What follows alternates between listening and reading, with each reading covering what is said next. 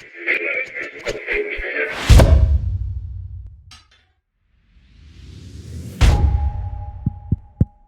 this thing on?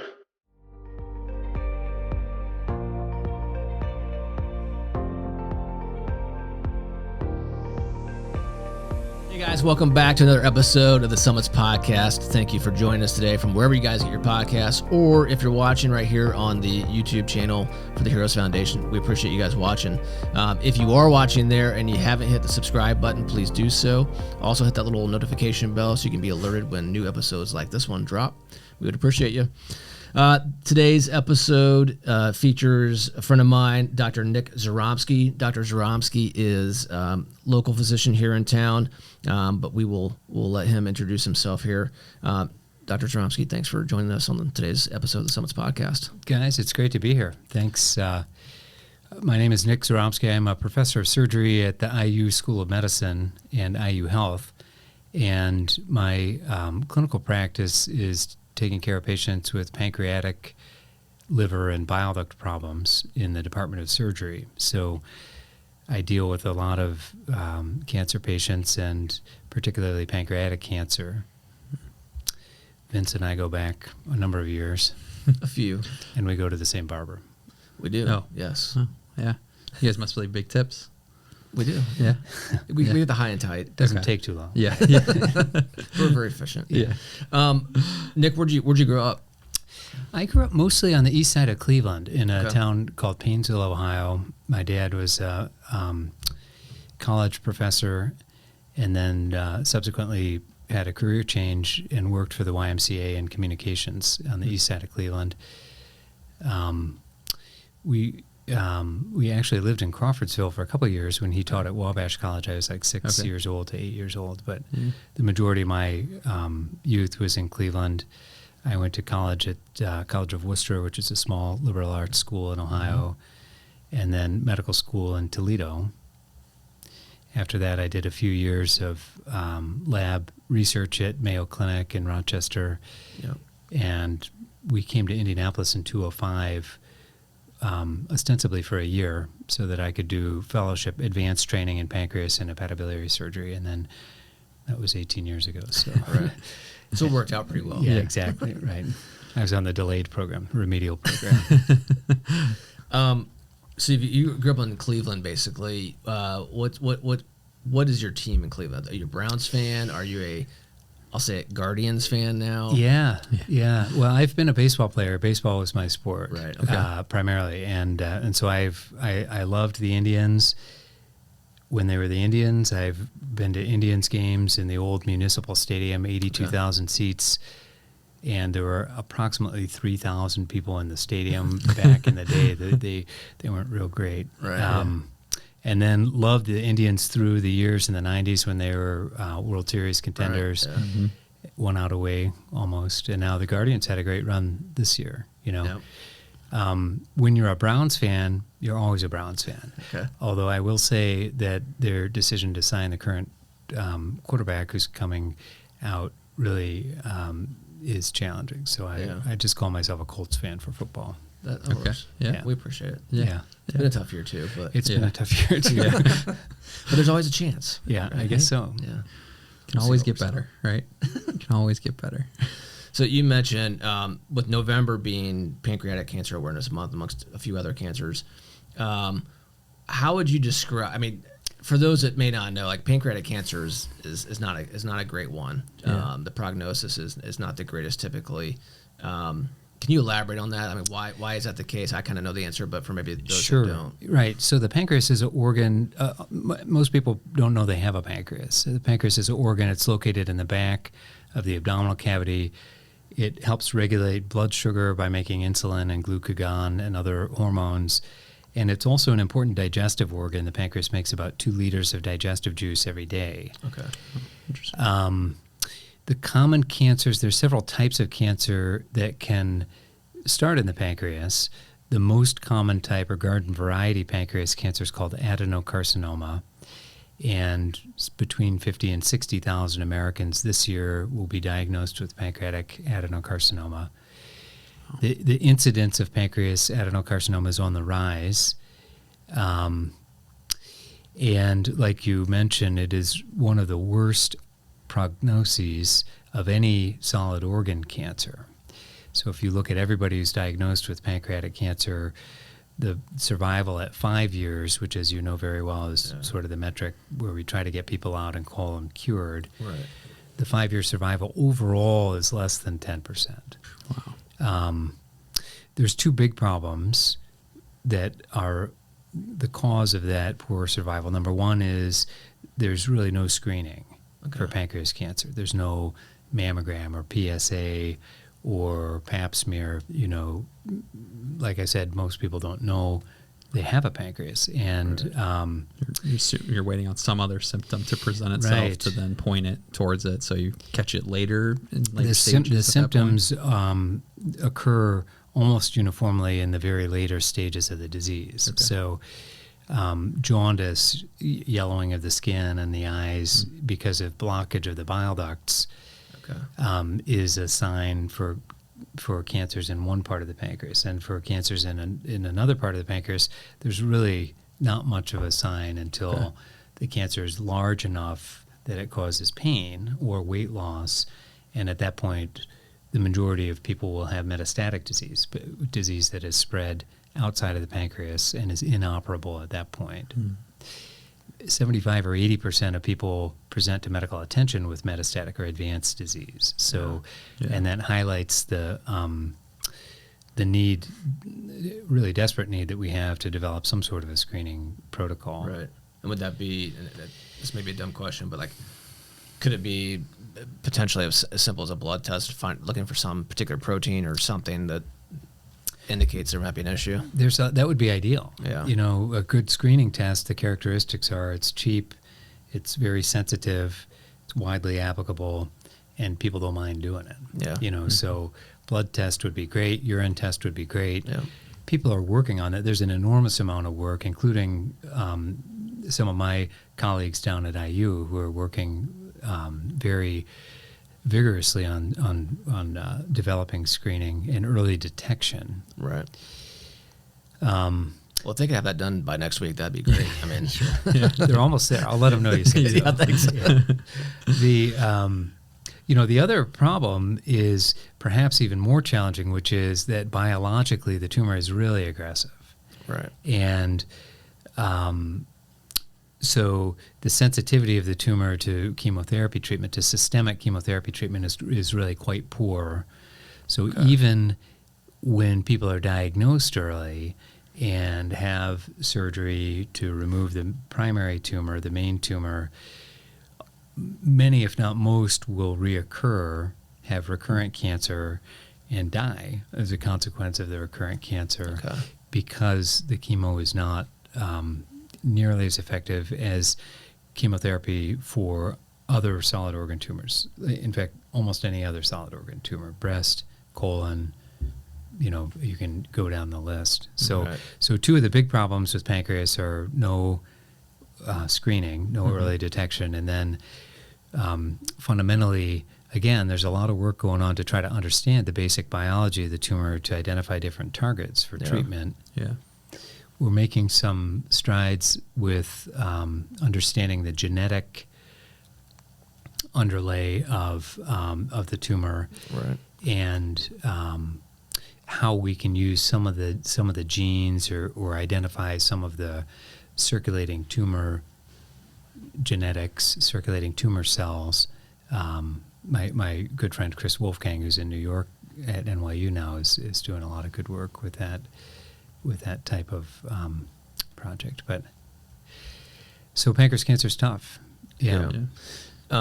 Typical protocol surgery, more often than not, correct?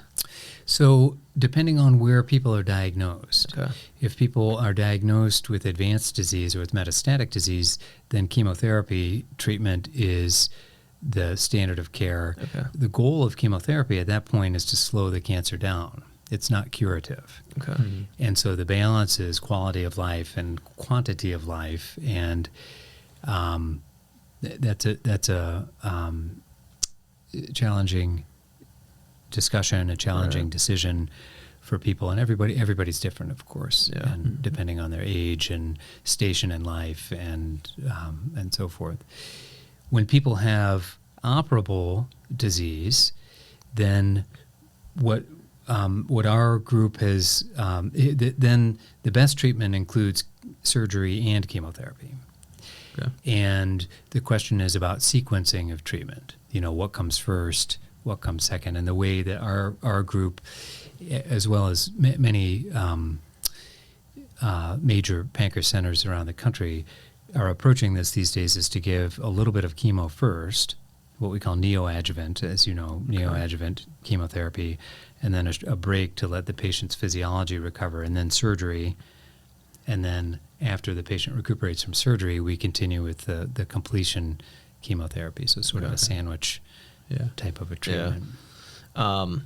The surgery that you're more often than not performing is it the Whipple? Is that correct? So pancreatoduodenectomy is the medical name, and Dr. Alan Whipple it was a surgeon in New York City at Columbia, and so his name is attached. He was one of the pioneers doing this type of work. Whipple is obviously easier to say than pancreatoduodenectomy. Yeah. Just a little bit. So that's a complex operation. It involves removing the head of the pancreas, the first part of the intestine, which is called the duodenum, which is intimately associated with the pancreatic head, sharing a lot of blood supply and so forth. And then the bile ducts from the liver. One of the jobs of the liver is to make bile, and so the bile ducts that drain the bile, the digestive juice, run right through the pancreas. And so the Whipple involves removing the head of the pancreas, the duodenum, the bile ducts, and then we need to reconstruct all that. So that's pancreas, bile duct, duodenum. It's a big plumbing job, really. I mean, I'm not even close to being a doctor by any means. You're close. Right? You and I have had this conversation. Right, well, this is as close as I get. I think you and I have had this conversation just being around the industry per se, more than the average bear. Saying Whipple sounds really simple. Oh, they just did another Whipple surgery, but it is a super complex surgery, and I know you've done however many of quite a few of them. Would you agree? I mean, it's a fairly complicated process. Everybody agrees. Yeah, no question about it. It's one of the most complex operations we do in the abdomen. The reason that we came to Indiana is because IU has we're a leading pancreas center, including pancreatic surgery. We're the busiest pancreas surgery group in the country.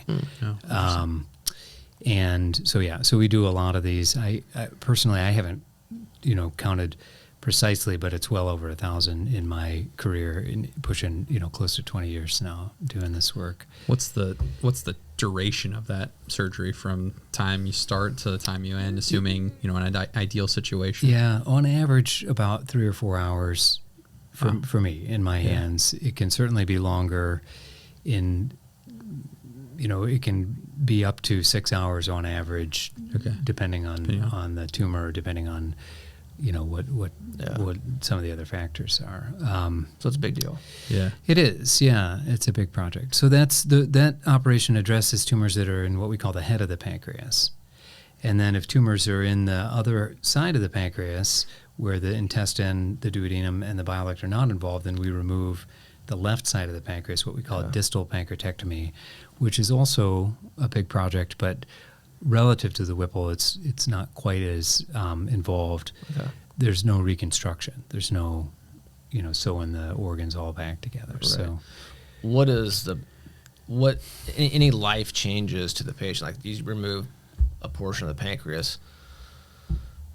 The good news is, let's say they survive and they're moving on 4 or 5 years from now. 50-50, right? No, well, just kidding. Yeah, but let's say 4 or 5 years from now, the cancer's in the rearview mirror, so to speak. Any changes to their lifestyle because they're missing half their pancreas? Yeah, for sure. So the function of the pancreas, again, sugar regulation and digestion.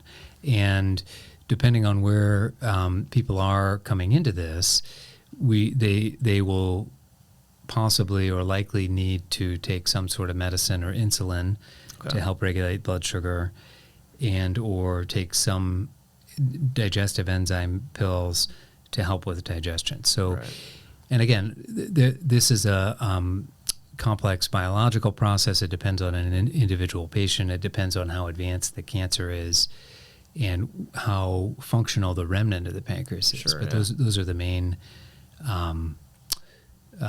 changes.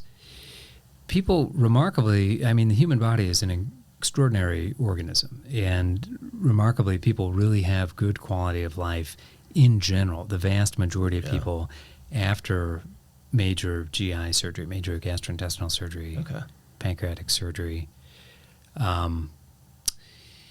and again, the life-limiting effects most of the time are related to the cancer biology, as opposed to the surgical reconstruction or missing part of your pancreas.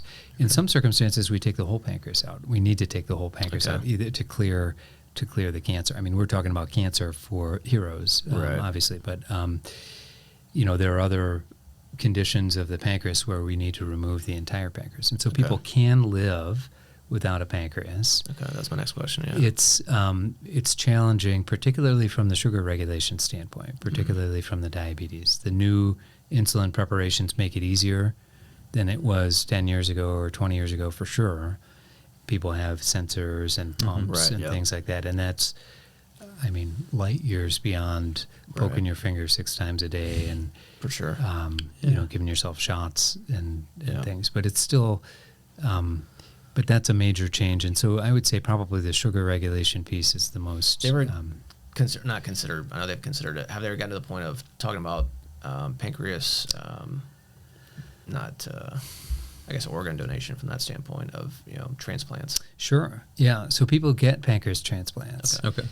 And in fact, Dr. Jonathan Friedel is our chief of transplant at IU, is one of the busiest, I don't know our numbers this year, but definitely one of the busiest, if not the busiest, pancreas transplanter in the country. And that number is less than 100 in a year. Oh. Okay. So one of the challenges of the solid organ transplant is that the body rejects something that's not its own. Right. And the pancreas has a ton of immune cells, and it's hard to prevent the rejection. So the solid organ transplant piece is not prime time in terms of treatment of not having a pancreas or having low pancreas function. People have worked on bioartificial pancreata. I was going to ask. Yeah. Plural of pancreas for those scoring at home. And there's actually some really exciting work that's that's coming out, showing that we're able to replace the pancreas function without putting anything back in. Okay. But again, that's not quite ready for prime time. But management of this problem is really going to be more medical, I think, rather than putting in an organ transplant. Okay. When we remove the pancreas for a condition called pancreatitis, chronic pancreatitis, which is a scarring disease of the pancreas, there are very select people who will be good candidates to reimplant some of the sugar regulating cells, what we call islet cell, ISLET, like little islands.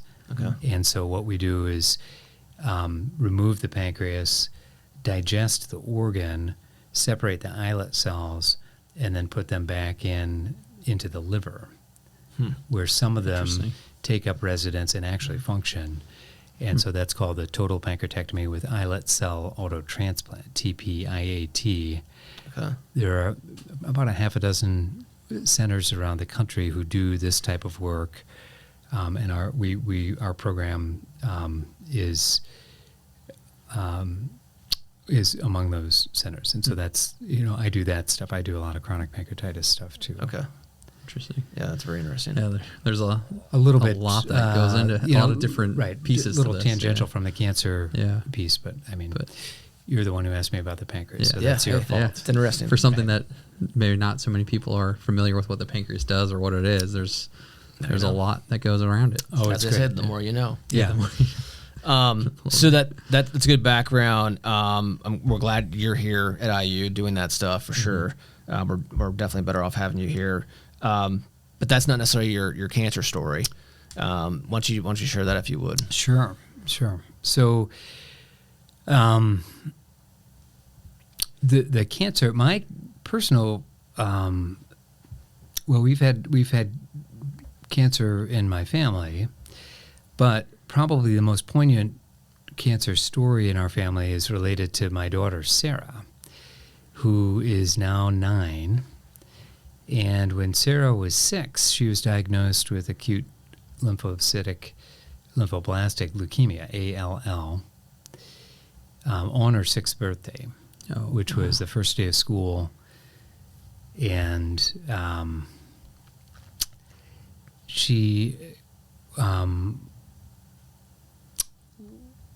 was cared for at Riley Hospital, and Dr. Allison Yancey is her medical oncologist, who really is a spectacular, she's a wonderful human being and a terrific doctor. Sarah was admitted to the hospital right away for about a week. Okay. That night, when we got the call on a beautiful fall night, and she was in the hospital for, I think, 5 or 6 days, initially getting induction therapy, getting a port put in for the chemotherapy. And then she took chemotherapy for over 2 years. Okay. Wow. A lot of it at home, which is beautiful, but also mind-boggling, even for medical professionals. My wife, Jennifer, is a physician and a general surgeon and extraordinary mom. Sarah's number 5 of our 6 kids, as you know.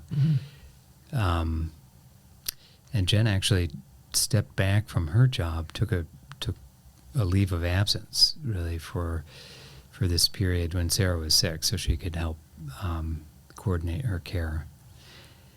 And it was hard.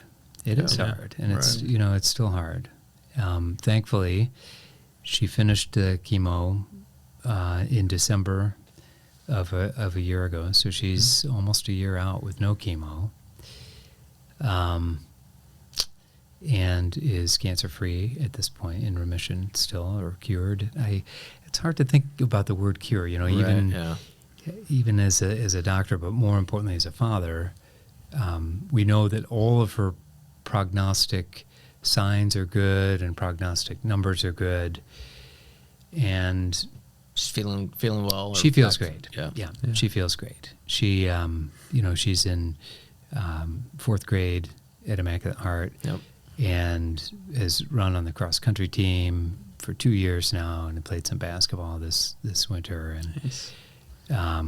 Does she have your basketball skills or her mother's? That's right. She scored 0 points all season, so she got her dad's basketball skills. Actually, it's not fair. That's not even true. She did score a basket. There you go. I missed that game, but I think the score of that game was probably 6-2 or something like that. You remember 4th grade? Oh yeah, very exciting. B team basketball. A lot of dribbling, a lot of traveling, a lot of fouls. Yeah, not many fouls called. Right. It's beautiful. So, so that's, it really hits home. Yeah. As you know, stories are stories, but until it happens to you. Yeah. Well, we're certainly glad Sarah's doing well. Sarah's story, I think, is somewhat similar to many other kids who have to unfortunately go through that experience, in that the community quickly rallies around. I remember our kids were in school at the time, and Megan came home and was telling us about it, and all the kids just immediately were like, forming this team, if you will, regardless of what, if they're in the same grade or other grades. And I think it's attributed somewhat to this school and the community that we're all a part of. But to watch these kids rally around one another and say, hey, we're here for you, however we can help, whatever that means, or however that plays out, is always cool to watch and cool to see. And I think it's part of the process, and I think it helps for sure. There's no question. Oh man, unbelievable. Yeah, I mean, our community is really, it's going to bring me to tears, really, to think about this response. You'll have to edit that part out of the podcast. It's all good. I mean, within days, we had so much support from the school, from our neighbors, from our friends. You know, the people made a meal train, and at some point we had to turn off the meal train because there was so much food coming in. And the kids are like, "Can we just have some of our regular food? How about some tacos?" Yeah. I mean, it was so great. I mean, it was great for me. I was like, "Oh, this is all." Yeah. But the teachers, Donna Nunley was Sarah's teacher, and Mrs. Patterson was Sarah's teacher, and they had the big bear from Riley when she was in the hospital. Okay. They put the bear in her chair, and they did, Zoom calls and so forth. And I mean, it was just really, really amazing. 3 months or 4 months into this, COVID happened. Right. And so then, everything was shut down, and it was, it was an entirely different nuance to the problem and to the treatment. Right. Community support is really, my professional practice of taking care of patients with cancer. I recognize the importance of family and community, but this really painted it in an entirely different light, to really feel all of the generosity and again, I mean, this speaks to the work that you guys are doing with the foundation, supporting people with cancer and supporting families with cancer. We got some Legos when Sarah was in the hospital. Right, but just how important it is for people thinking holistically. How is somebody going to get through treatment, from diagnosis, which is overwhelming, to managing the regular life, which does not stop, whether it's school or work for the parents, the other kids, and then, the ongoing treatment, and then just the sense of having support is way more than having a good doctor prescribing the right medicine, doing the right tests, keeping an eye on things. It really takes a village to get through a cancer diagnosis. I'm preaching to the choir, obviously, here with you guys, but it gave me a different appreciation for the whole journey, if you will. Mm-hmm. Well, you and Jen have been really supportive of the Heroes Foundation. You guys have been to many of our events, and we appreciate that. And as you said, you now have seen all sides of it, and so you certainly get it. I don't have to sell you on any part of it. There's no question about that. So we appreciate you guys doing that. We appreciate your professional relationship to this community and what you guys are doing at IU on the pancreatic side and everything else that's going on. As I said before, we're glad you're on our team and here and supporting this community. And we wish the rest of your team success and all the things that they're working on, the research and whatnot that's going on down at IU. And hopefully that will certainly pay dividends for the rest of the community, if not the state or the country or the world in the not too distant future. So thank you for your time and sharing your stories. Appreciate anything you have for us, any questions?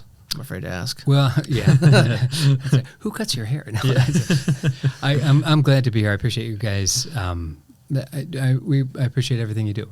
It's good. Vince and I met through the Immaculate Heart of Mary, and we're on a retreat now. It's a lot of years ago. A few years, probably 13 years ago or 12 years ago. Yeah, we were in our teens, I think. Yeah, Ish. And so it's it's humbling to realize as you walk through life that everybody has stories like this. Yep. But I think it's a really it's labor of love, but it's also been beautiful to see heroes grow and flourish, and I'm glad that we're able to support it. Yeah, thank you. Thanks. Thank you for sharing your story. We appreciate it. Thanks for coming in today. Mm-hmm. Glad to be here. Go home and get that new fade for the weekend. That's right. And thank all of you guys for listening on this episode of the Summits Podcast. So again, wherever you're listening or if you're watching on the Heroes Foundation YouTube channel, thank you for doing so. We appreciate you guys joining us. if you have any comments, anybody that you want to see, any stories that you want to share, throw them in the comments there. We always like seeing those. So again, thanks for joining us, and don't forget, beat cancer.